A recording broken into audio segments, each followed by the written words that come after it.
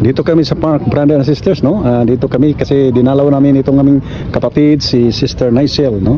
Nicel kasi na admitted siya dito sa UCMed, oh, UCMed. UCMed. Ngayon nasa park kami. UCMed. Ayun, nasa park kami dito sa 6th floor.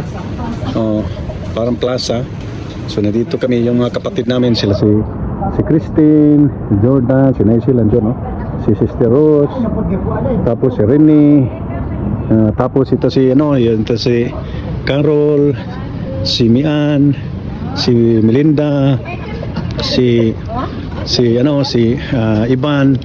Dito kami sa plaza sa 6th floor sa UCMed niya. Tapos ito po si Brother Itanabas dito sa park place, napakaganda, oh. Parang pahingaan yata ito sa mga may sakit. Yung mga brothers sisters, oh. Yan, oh. Ganda, oh. Gandang park dito. Yan, oh. Si Carol, oh. Yan si Carol. Yung mga brothers sisters, doon kami. Yan, oh. Napakaganda, oh. Si Mian. Dito kami si Mian. Ito si Melinda. Tapos dito sa tapat ng UCMed, si Budoktor. Wala, si Budoktor. Si Budoktor Hospital, College. Yan pala mga brothers and sisters, oh. Ang Cebu Doctors College University. Cebu Doctors University, CDU. Yan mga brothers and sisters, ang kapaligiran dito po sa UCMed, mga brothers and sisters, oh. Yan. Dito po nasa 6th floor po kami. Sa baba ay yung mga sasakyan sa kalsada. Yan mga brothers and sisters, oh. Ito namang mga kapatiran ko, nakaposisyon sila palagi kasi naisip nila na bihira lang sila makapunta dito sa plaza kasi lagi na lang sila nasa bahay, no? Nag-i-give ng tubig. Nakalusot sa nakakuha sa turil, sa turil. Yan mga brothers and sisters, ha? Murag na bata. Yan, mga brothers and sisters. Itong punong kahoy, oh. Punong kahoy. Anong klaseng kahoy ito? Parang limonsito. Parang limon yata to, ah. Ito si si Melinda. Yan mga brothers and sisters. Iwanan ko muna sila dito kasi puntahan ko ito, no? So may isang monument dito. Parang rebulto yata to. Anong rebulto ito? Isang garden, no? Park na naglagay sila ng mga parang statue. Yan. Brothers and sisters, no?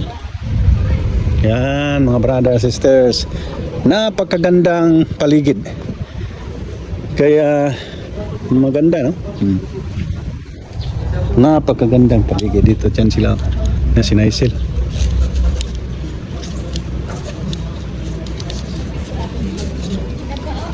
Ito si Nicel.